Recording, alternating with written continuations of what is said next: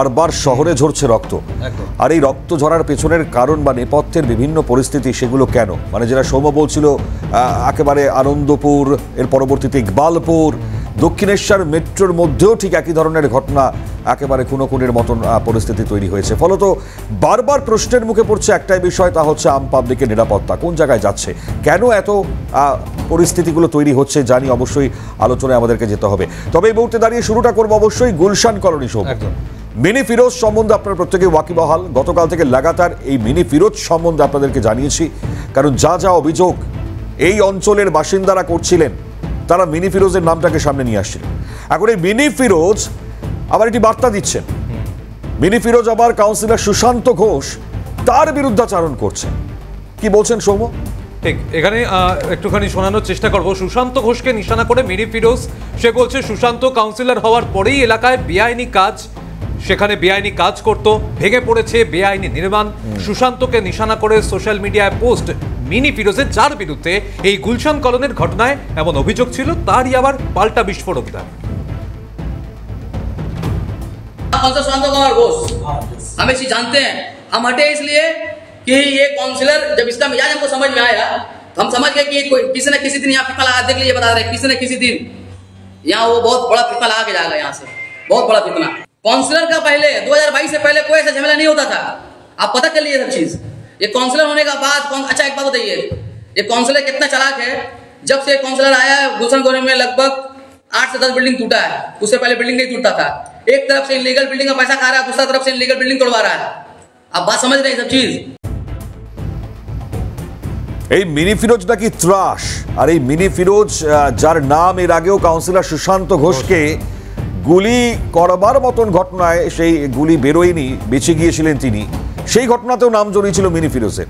এবার মিনি ফিরোজ পাল্টা সুশান্ত ঘোষকে নিশানা করছেন, যেটা কিন্তু অত্যন্ত তাৎপর্যপূর্ণ। আর এই গোটা ঘটনায় আজকে আরও একজনের গ্রেপ্তারির খবর সামনে এসছে, অর্থাৎ সর্বমোট গ্রেপ্তারির সংখ্যা 4 জন। আমি অবশ্যই সরাসরি চলে যাবো এই মুহূর্তে, আমাদের প্রতিনিধি অভিরূপা আমাদের সঙ্গে রয়েছেন, সরাসরি চলে যায় অভিরূপার কাছে। অভিরূপা, 4 জনের গ্রেপ্তারি, 9 জনকে শনাক্ত করা হয়েছিল, এখনো পর্যন্ত অনেকেই অধরা, কিন্তু মিনি ফিরোজ আবার সুশান্ত ঘোষকে নিশানা করছেন, ঠিক কি পরিস্থিতি?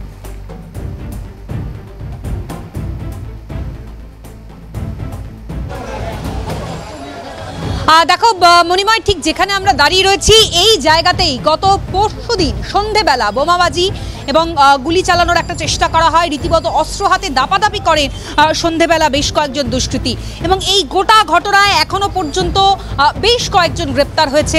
এবং আজকে সকালবেলাও এক ব্যক্তিকে গ্রেপ্তার করেছে আনন্দপুর থানার পুলিশ।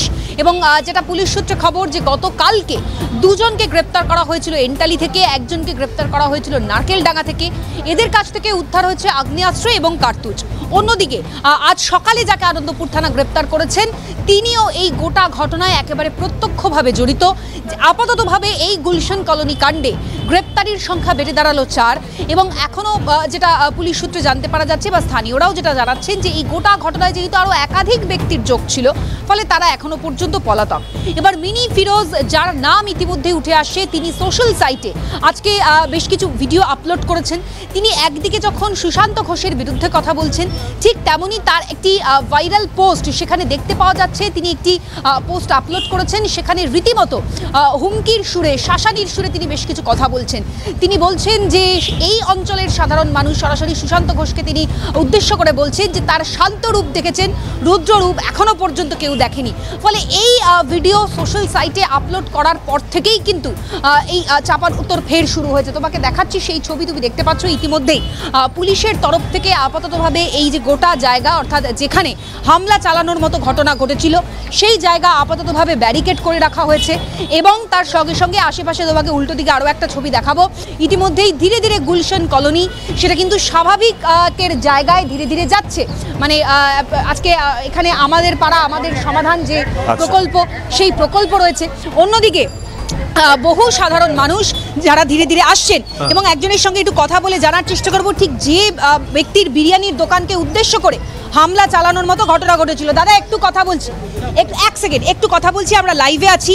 একটা সোশ্যাল মিডিয়ায় একটা ভিডিও ভাইরাল হয়েছে, সেখানে মিনি ফিরোজ উদ্দেশ্য করে সুশান্ত ঘোষ এবং এলাকার মানুষকে বেশ কিছু হুমকি দিচ্ছে।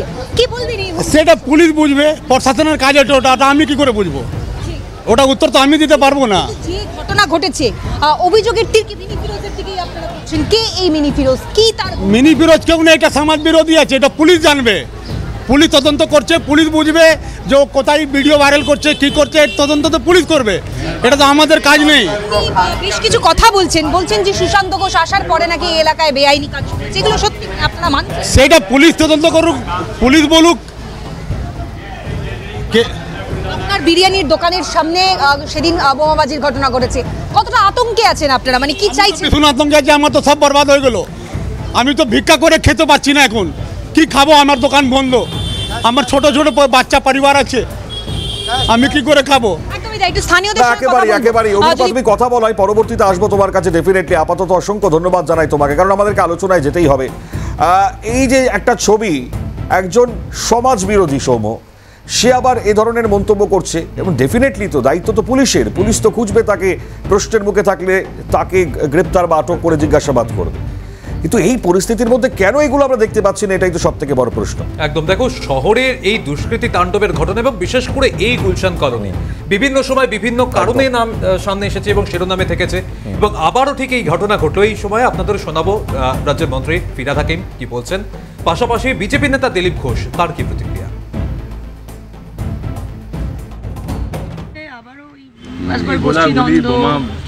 শহরে তো ভালো বিজ্ঞাপন নয়, ওখানকার মানুষ বলছেন যে আমরা শান্তিতে থাকতে চাই। ঠিক ঠিক, এটা পুলিশকে আরো সক্রিয় হয়ে ক্রিমিনাল অ্যারেস্ট করতে হবে।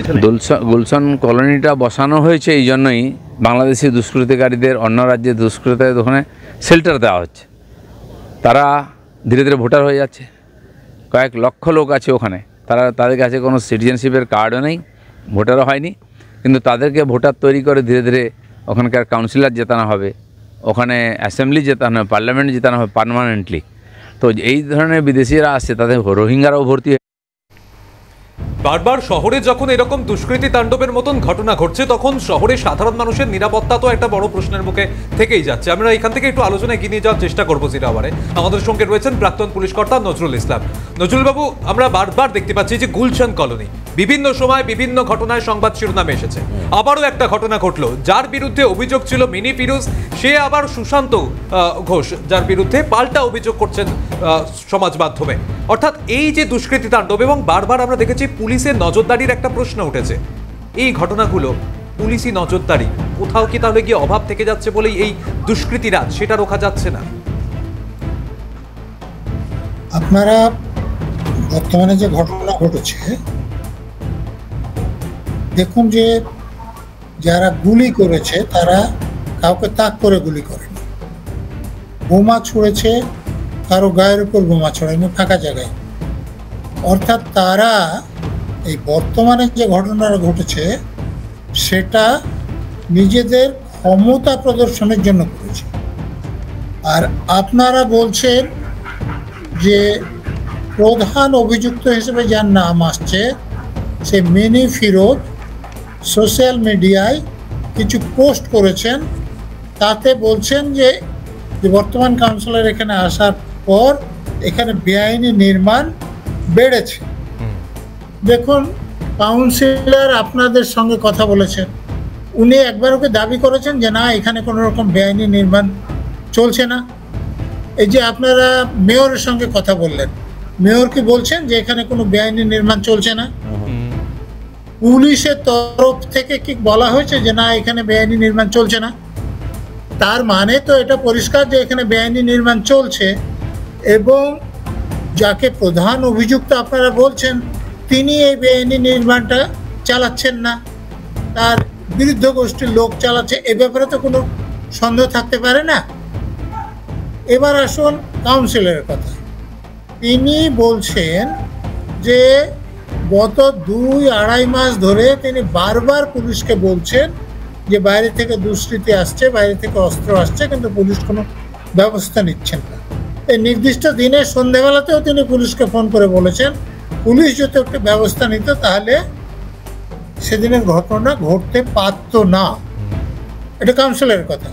সেটা যদি কেউ হয়, পুলিশ কাউন্সিলরের কথা শুনছে না, তাহলে যে অন্য কাউন্সিলরের বিরুদ্ধে যে গোষ্ঠী আছে তার মাথায় কাউন্সিলর ও উপরের দিকের কোনো বড় নেতা বা মন্ত্রীর হাত আছে, এ ব্যাপারে তো কারো কোনো সন্দেহ থাকার কথা নয়।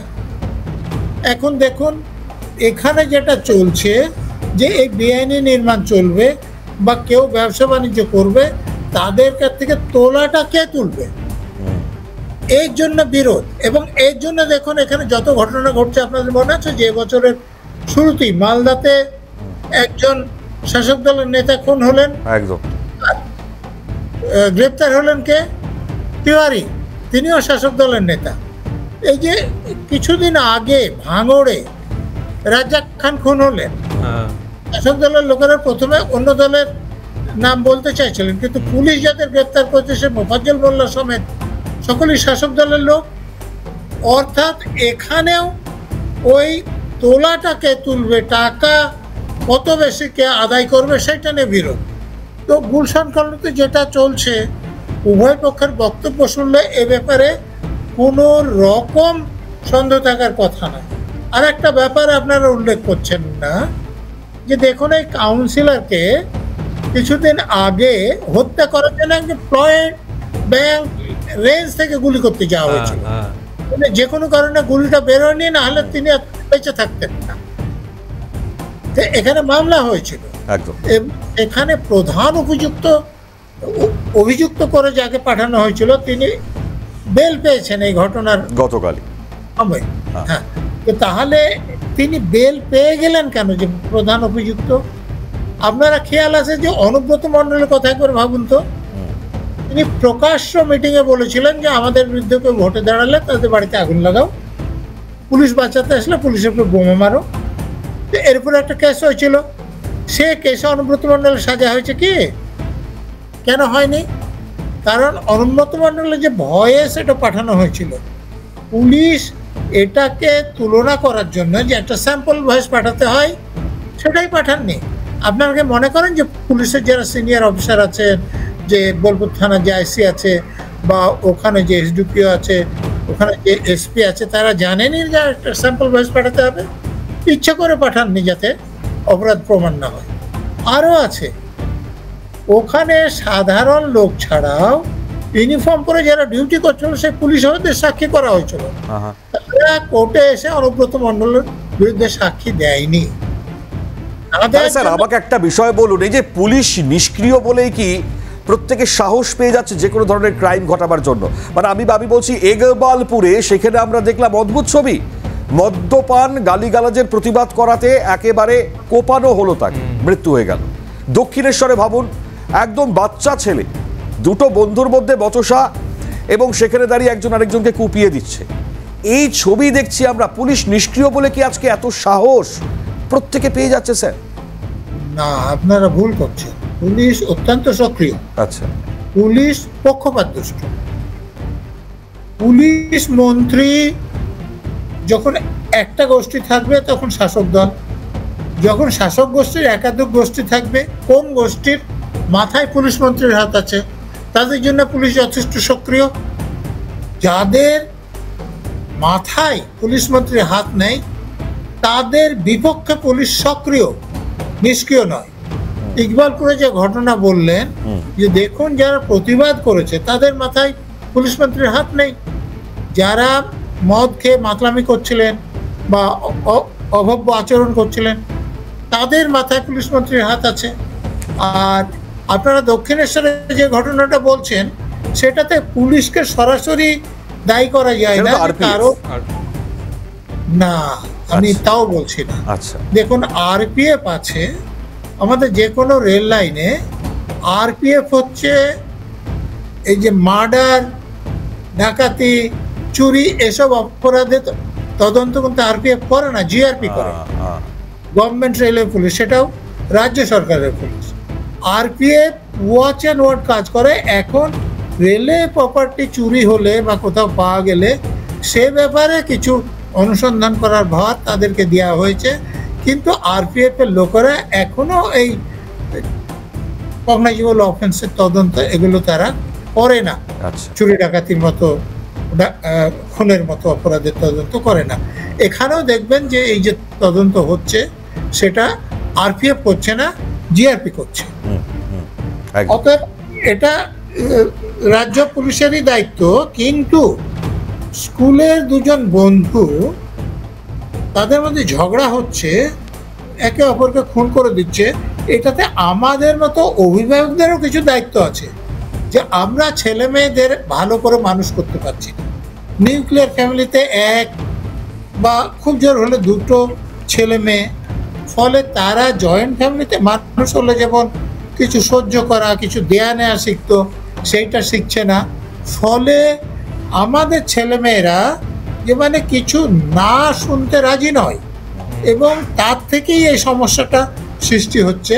তবে একটা ব্যাপার আছে যে মেট্রো স্টেশনে ব্যাগ চেক করার ব্যবস্থা থাকে, যে এই ছেলেটি যে অস্ত্র নিয়ে, সেটা ভোজালি হোক বা ছুরি হোক, সেটা নিয়ে ঢুকলো, সেটা ধরা পড়ার কথা ছিল। যে ডোরে যে মেটাল ডিটেক্টর থাকে, সেই মেটাল ডিটেক্টরে তো মেটালের শব্দ হওয়া উচিত ছিল একদম। তাহলে সেখানে যে লোক আছে, সে লোকদের তাকে চেক করার কথা ছিল, সেটাই নিশ্চয়ই কোথাও গাফিলতি আছে। এটা অবশ্যই তাদের দোষ বলুন। এই মুহূর্তে জিরাওয়ার যে ঘটনার দিকে আমরা নজর রেখেছিলাম, যে গুলশান কলোনি, তার মধ্যে ইকবালপুর এবং দক্ষিণেশ্বরের ঘটনা, একটু যদি ইকবালপুরের দিকে আমরা নজর রাখি, ইকবালপুরে যে অভিযোগ মৃতের স্ত্রী, তিনি কিন্তু পুলিশের বিরুদ্ধে গুরুতর অভিযোগ করছেন এই ঘটনার পর। ইতিমধ্যেই দেখতে পাওয়া গিয়েছে সেখানে পুলিশের ছয়লাভ, গোটা ঘটনা তদন্ত শুরু হয়েছে, কিন্তু এই ঘটনায় যারা অভিযুক্তরা তাদের এখনো গ্রেপ্তার করা যায়নি, অর্থাৎ গ্রেপ্তারি শূন্য। এর মধ্যেই মৃতের স্ত্রীর বিস্ফোরক অভিযোগ যে পুলিশ সব জানতো, পুলিশ কোনোভাবে কোনো পদক্ষেপ নেয়নি। ঠিক কি অভিযোগ তার শোনাবো। বিক্রি হওয়া, পাতা বিক্রি হওয়া, মদ বিক্রি হওয়া, সব কিছু। 9 তারিখে রাত্রে জানলার পাশে ওই ছেলেগুলো মদ খেয়ে গালাগালি করছিল। এক ছেলেই কালি পাড়ার আমজাদ, আর 4 ছেলে বাইরে। আমার হাজবেন্ড যে বললো, দেখ বাবু গালাগালি করিস না, আমার সবাই তো আশপাশে ফ্যামিলিতে ঘুমাচ্ছে। তারপরে বলতে বলতে ও আমার হাজবেন্ডকে কাঁধে হাত রেখে এরকম করে আস্তে আস্তে অন্ধকারে নিয়ে গেছে। অন্ধকারে নেওয়ার পরে বাইকে এরকম ঠেল দিয়ে বসিয়ে আগে চাপড় এখানে মেরেছে, তারপরে দুটো ঘটনাতে মারলো। আমার এলাকারই ছেলে, ওদের আমার বাড়ির পাশেই থাকে, ওর ফ্ল্যাট আছে, ওর মামার ফ্ল্যাট আছে। কোন দলের আমি নাম জানি না। ওর পিছনে কারোর হাত আছে, তাইলেই অতটুকু বড় ঘটনা করেছে, ও নাহলে ও করতো না। আমরা সবাইকে জানিয়েছি, কাউন্সিলরকে বলুন, সবাইকে আমরা জানিয়েছি। এখান থেকে আমরা আলোচনায় ফিরে যাব। আমাদের সঙ্গে রয়েছেন প্রাক্তন পুলিশ কর্তা নজরুল ইসলাম। নজরুল বাবু, আমরা এই ইকবালপুরের যে ঘটনা দেখলাম, মৃতের স্ত্রী তিনি গুরুতর অভিযোগ করছেন যে এই যার বিরুদ্ধে অভিযোগ, অর্থাৎ আমজাদ, তার মাথার উপরে কোনো প্রভাবশালীর হাত রয়েছে বলেই তার বিরুদ্ধে পুলিশ নিষ্ক্রিয়, তার বিরুদ্ধে কোনো পদক্ষেপ নেওয়া হয় না, এবং আরো একাধিক তিনি অভিযোগ করলেন। কি বলবেন? কিছু বলার নাই, তার কথা আমি শুনলাম। তিনি যা বলছেন সেটা পুরোটাই সত্য হতে পারে। যদি বেআইনি মদ বিক্রি হয়, পাতা বলছেন, খুব সম্ভবত ড্রাগের কথা বলছেন, তো সেগুলো যদি বিক্রি হয়, পুলিশের লোকেরা খবর পাচ্ছেন না। ইউনিফর্ম পরা পুলিশ ছাড়াও তো কলকাতা পুলিশ এলাকায় স্পেশাল ব্রাঞ্চের লোক আছে, রাজ্য পুলিশ এলাকায় ইন্টেলিজেন্স ব্রাঞ্চের লোক আছে, তাদের তো খবর না পাওয়ার কথা না। তো খবর পাচ্ছেন, এই অপরাধগুলোও চলছে, তার মানে পুলিশের লোকেদের এর সঙ্গে হয় তারা তোলা তুলে পুলিশের উপরের লোকদের এবং পার্টির লোকদের দিচ্ছেন, না হলে তারা যারা এই অপরাধ করছে তার বিরুদ্ধে ব্যবস্থা কেন নেবেন না? অতএব তিনি যা বলছেন সেটা আমার বিশ্বাসযোগ্যই মনে হচ্ছে। বলুন। সত্যি আমি বলছি স্যার, এই যে এতগুলো এই পরিস্থিতিগুলো আমরা তো আজকে আলোচনা করছি এমন নয়, দীর্ঘ সময় ধরে স্যার আপনি বসছেন আমাদের এই অনুষ্ঠানে, আপনি আলোচনা করেছেন, আমরা আলোচনা করেছি, কমছে না কিছুতে, ইনফ্যাক্ট বেড়ে যাচ্ছে সব কিছু। এর থেকে সমাধান কি? সমাধান সাধারণ মানুষ যদি এই সিদ্ধান্ত নিতে পারে এবং কার্যকর করতে পারে, যারা এই অপরাধীদের ব্যবহার করে তাদেরকে ভোট দেবে না, তাদেরকে ক্ষমতায় থাকতে দেবে না, তাহলে এটা সমাধান হয়ে যাবে। কিন্তু ভোটের সময় তো অবাধ এবং সুষ্ঠু ভোট এই অপরাধীরা হতে দেয় না। তারা এই বোমা, গুলি, বন্দুক এগুলো ব্যবহার করে সাধারণ মানুষকে কাকে ভোট দিতে হবে, ভোট দিতে আসতে পারবে কিনা, আসলে কে ভোট পাবে সেটা ঠিক করে। ফলে সুষ্ঠু এবং অবাধ ভোট হয় না, রিগিং করে শাসক দলের নেতারা জিতে যায় এবং তারপরে বলে যে জনগণ আমাদের সঙ্গে আছে। কিন্তু জনগণ সত্যি এরকম অপরাধ যারা করে তাদের সঙ্গে থাকা সম্ভব নয়। বলুন। ঠিক। এখন পরবর্তীতে এই পরিস্থিতিগুলো কোন দিকে মোড় নয়, এই যে সমাধান সেটা বের করা যায় কিনা, দুষ্কৃতিরাজ সেটা কমানো যায় কিনা, আমাদেরকে অবশ্যই নজর রাখতে হবে। আমাদের আলোচনার সময় শেষ হয়েছে। নজরুল বাবু, আপনাকে ধন্যবাদ জানাচ্ছি। পরবর্তীতে এই পরিস্থিতিগুলোতে পুলিশি পদক্ষেপ কি হয়, এবং ভোট যেহেতু বছর ঘুরলেই রয়েছে মণিময়, তাই মানুষের নিরাপত্তাও তো একটা চিন্তার বিষয়। একদম। সেই মানুষ, সাধারণ মানুষকে নিরাপত্তা দিতে পুলিশ কি ব্যবস্থা নেয়, আমাদের নজর থাকবে। তবে আজকে জিরো আওয়ার এখানে শেষ করছি। অন্যান্য খবরের জন্য আপনাদের নজর থাকুক ক্যালকাটা নিউজে।